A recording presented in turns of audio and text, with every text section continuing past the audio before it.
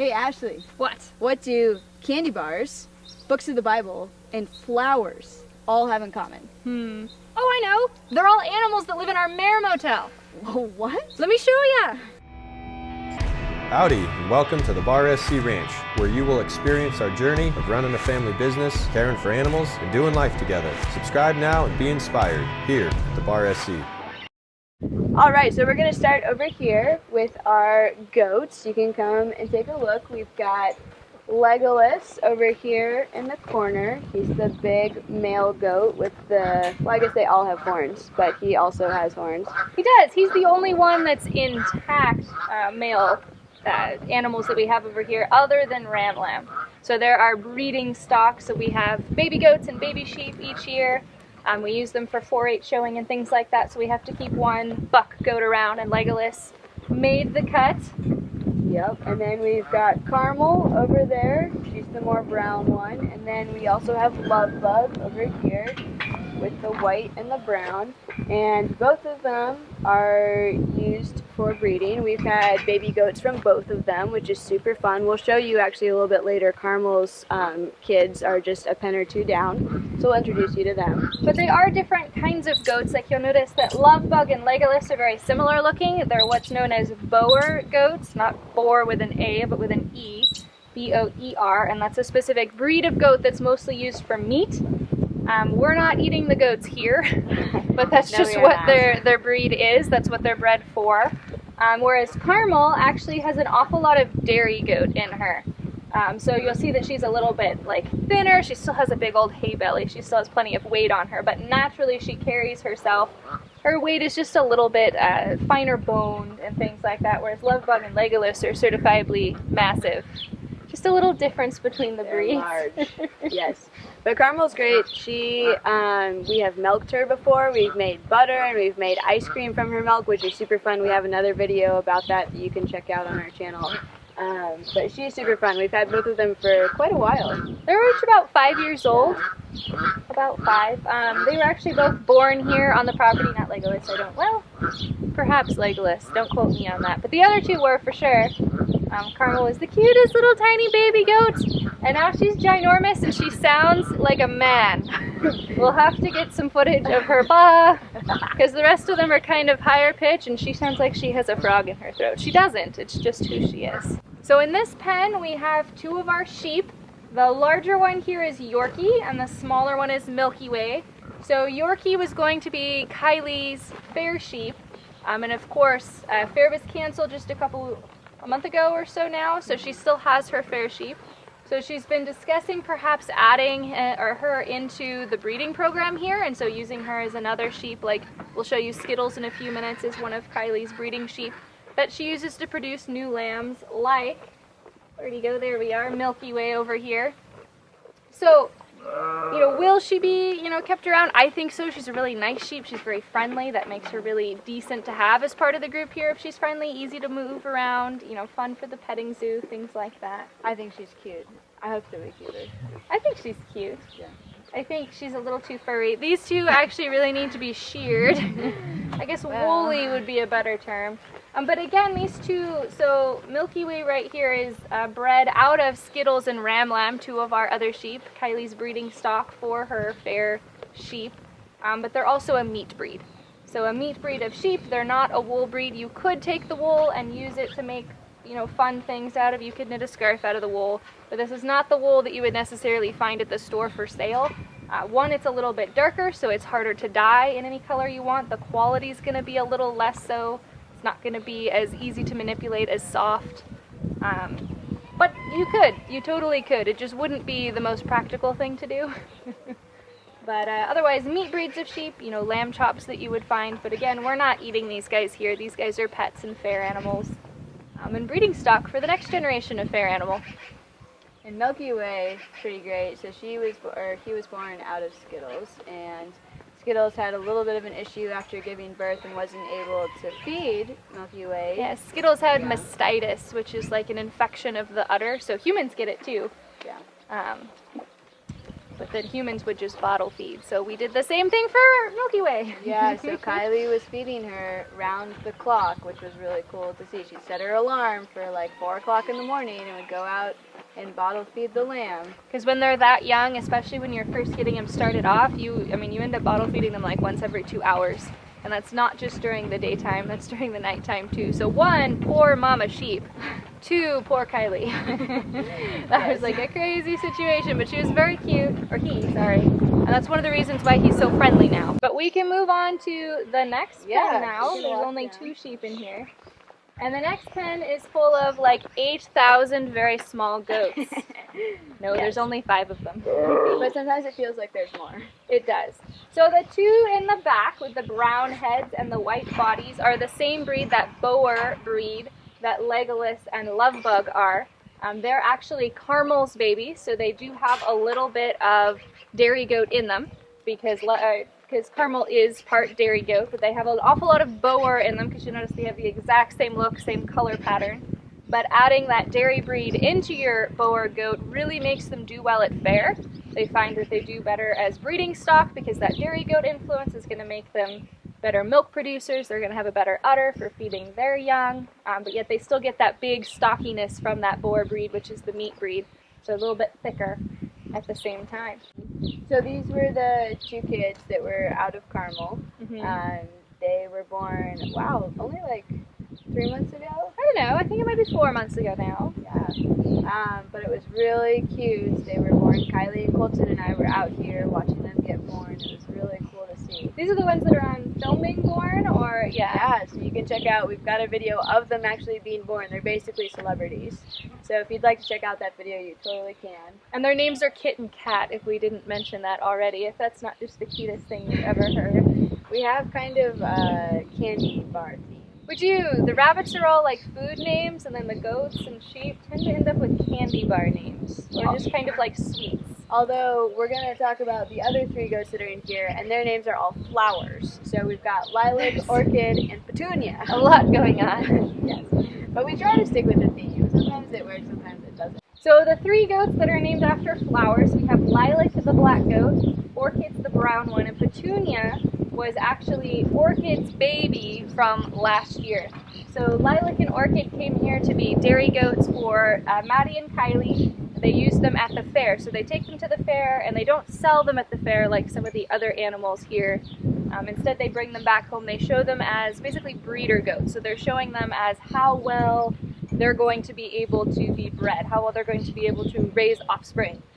So a lot of that comes into how well is their udder placed, is it going to be able to support possibly multiple kids?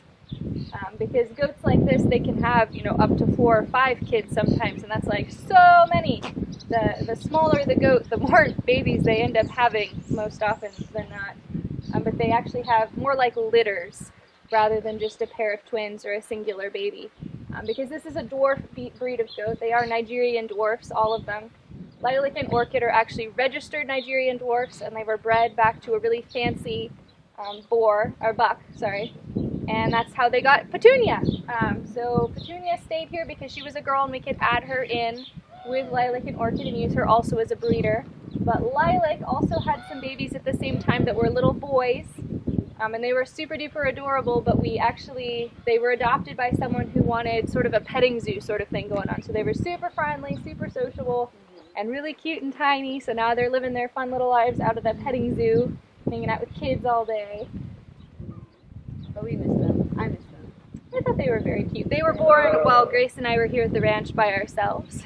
Yes. So I think that aided in the attachment. Yes. So I was feeding the animals, and I walk over to their pen, and I'm like, oh my gosh, babies! And Ashley's like, no, they're not due for like 2 more weeks. There's no way. Because that's what Michelle had told me, not because I didn't know. And I was like, no, there's babies! And so Ashley's like, all right, I'll walk over and like, maybe there's babies. And she's like, babies! And I was like, I told you so.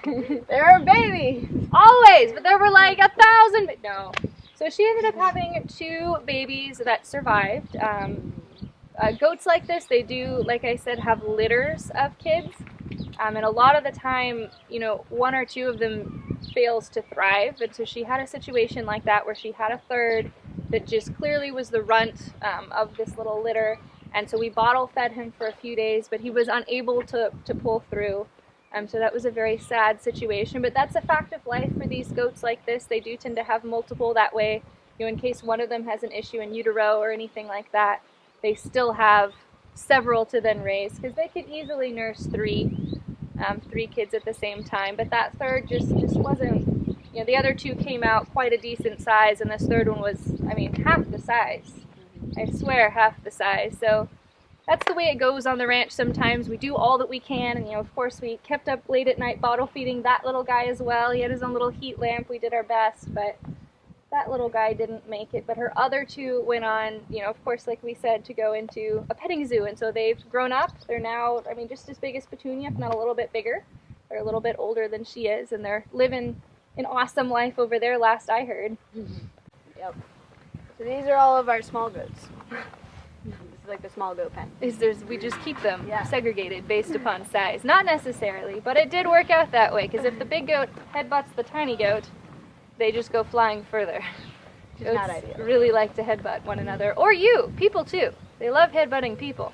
Yes. Well, these little guys, it's not a big deal. But the next pen, if they were to headbutt you, it's slightly a larger deal as they run away. Yes.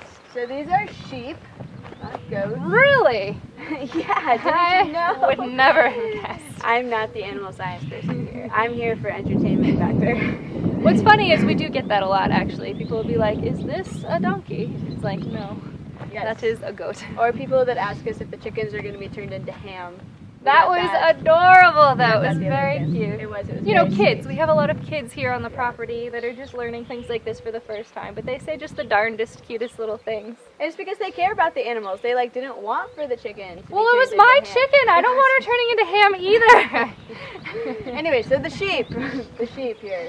So we've got two sheep. This is the male guy over here. This is M&M, or as we affectionately call him, Ram Lamb. Because when he got here, he was a little tiny lamb, but he was going to be our resident ram, so Ram Lamb, it rhymed. Of course, he's not a lamb anymore, so it makes a little bit less sense now. But, a cool little nickname. And then we've got Skittles in the back over there, so she's the female. She's the one that breeds with Ram Lamb most of the time. And you can actually see they look a little bit different than the other two lambs that we showed you guys. These have actually been sheared pretty recently by Kylie. So since it's the summer, it's getting hot, we usually shear them in time for them to stay nice and cool when the summer comes. Since they're not a wool breed, they are that meat breed of sheep, it's less important to be letting that wool grow year-round so that we can then harvest it at certain times. So their comfort and safety over the summer becomes very important. As hot as it gets out here, sheep will very easily pass away in the heat if we're not taking, good care of shearing them, hosing them down every so often, making sure they have access to shade and water. Sheep are one of those that are really, really susceptible to heat stroke. Yep. So they stay in here, they live together, they're very cute together, sometimes they snuggle. They are very cute. Yes. But M&M, since he is a ram, and the same thing with Legolas, when we're dealing with male goats or sheep, really of any species, it doesn't have to be goats and sheep, that are uncastrated, we're dealing with an awful lot of hormones, and so you have to start taking into consideration what are you going to do to keep yourself safe as that animal grows up. So like Ram Lamb showed up as this very, very cute little tiny lamb. It's like, oh, we want to go snuggle with him. But the problem with that becomes if he doesn't have not necessarily a fear of people, but a respect for people, knowing that he's not in charge of our boundaries, we could be in a dangerous situation to then be in a pen with him now that he's this size. Because if he were to come at one of us and really headbutt us, that could be a very serious problem. For some of the bones in our legs, or the rest of us if we fall down onto the ground. Whereas as it is right now, he has a healthy respect for our personal space. He's not afraid of us, but he's also not so comfortable with us that he thinks, let's play, I'm gonna headbutt you, because that would be seriously very painful. Luckily, he doesn't have horns, but goats and sheep, they still have a very thickened skull up over their forehead area, sort of like a plate, because they are headbutting things all the time, in nature, in the pen, headbutting their water dish, headbutting the fence, everything. They just headbutt things. We don't do that. Hard-headed. Yes. I don't know why people say pig-headed. Pigs also have a hard head. Pigs have the same thing, a thickened skull, but they don't headbutt everything all the time like goats and sheep do. So if I don't respect you, does that mean that I can show it by headbutting you? You could. You could, but maybe not. Grace is half my size, but I still do not fight with her. I could take her. But, Ram Lamb is a little bit less friendly than, say, Legolas. Legolas, I'd be much more quick to go in there and just grab him by the horns and do, trim his feet or brush him or do whatever it is that we needed to do. He's quite chill. He was born here, grew up here.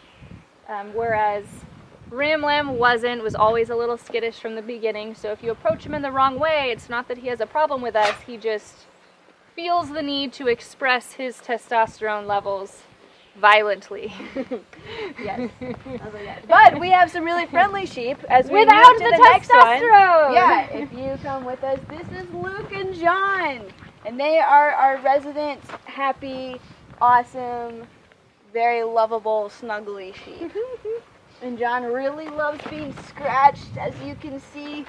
It's like his favorite thing ever, which is so fun. Yes. But John and Luke are actually hair sheep, so they don't have wool, even though this looks somewhat woolly. What's coming off on his derriere here, because he's oddly shedding. It's actually hair, so, you could try and knit or crochet with it. It's not going to really work. But again, another meat breed of sheep. They don't even grow wool. Nobody's worried about the wool. They're looking for meat. But Luke and John came to us as bottle babies, so someone in the area, either the mom was unable to nurse the baby, whatever happened, they had sprayed. Too many babies. It was a sneeze. I know, I got sprayed. So Kylie really loves the sheep and took first John in and bottle fed him, so that's why they're so friendly, is they've been bottle fed. They're like, oh, yep, you're my mom. Love humans. But she, of course, she had him in her room. He wore little diapers. She was bottle feeding him all the time. It was very cute. And so when Luke came up and also needed bottle feeding and needed a home, she took him in as well. And now the two of them are like two little peas in a pod. But they're very, very friendly. They can be a little bit pushy. Like John took me mutton busting a couple muttons ago. Mutton busting is when kids ride sheep at like rodeos. Pretending like it's a bronc or like a bull. So it's fun and it's cute for kids. I did not mean to go mutton busting. I was opening the gate to walk in and he ran out between my legs, which would be fine, except he's ever so slightly taller than my legs are. So I was like an inch off the floor trying to stop him. And he wins. He always wins if he wants to use his full body weight. Because what he wants to do is just go eat the grass and go bother all the other animals around. Mm-hmm. So they do get their time running around outside of here, especially the two of them, because they're very friendly, very fun. But sheep, goats, they get into everything. You cannot let them roam free full time. They will eat absolutely anything. Electrical cords. Your pants. Shoes. Duck food. Everything. The wagon, the side of the barn. The hay. Definitely the hay. And they don't just eat the hay, they spread it. So that nobody else can eat the hay either. Yes, not ideal. Yes, but they are very cute. I like them. But I think that our cutest member of the ranch family so far is the next one that we can go see. This is Daisy! And you may have seen Daisy a little while ago in an episode. She was like half the size as she is now. She's been putting on a lot of weight and growing really, really fast. She's drinking like twice as much milk as she was at the beginning. And she's now even moving towards eating like a grain-based feed so that she can hopefully move into hay and things like that and be a full-grown adult cow that eats what she's supposed to, right? Yeah. Yes, ma'am. Right now she's very attached to the milk and doesn't want to eat much else. But we're working on that. Baby steps. Baby steps. But she'll also suck on your fingers or lick them. Her tongue is so long. It's so long. But it's long like that because cows, when they eat grasses, they actually use their tongue to pull the grass into their mouth. I know, you're going to be so slobbery. So unlike horses just grab the grass and pull it up sometimes by the root. The cows will grab it with their tongue and actually use their lower incisors to cut it. So they cut it more like a lawnmower would rather than like, a horse just pulling it up and, killing the grass for future animals to eat. But that long tongue really helps them. The saliva is just cute. But you can even see, like, if you look at what she's doing with her tongue, she's wrapping it around my finger. It's exactly what she would do with the grasses as she's trying to grab stuff and pull it into her mouth. And it's very cute right now, but when you're very, very large, that won't be as much fun. But cows, they don't have upper incisors. They have molars on both top and bottom and the back. But in their mouth, what she has is a dental pad up top, which is just a thickened layer of skin that she uses to meet up with her lower incisors so that she can then break the grasses off. But she doesn't have upper teeth. Same thing with the goats and with the sheep. They also don't have those upper incisors because they don't need them. But the goats use their lips to pull the grasses up, whereas the cows, they use their giant tongue. Yes. Which is very cute, and it feels like sandpaper. Yes. Almost like a Lovely. cat, kind of like a cat's tongue. Slobbery. But they're very, very slobbery, but their slobber, or their saliva, is different than ours, where we have like amylase, which is an enzyme to break things down, proteins.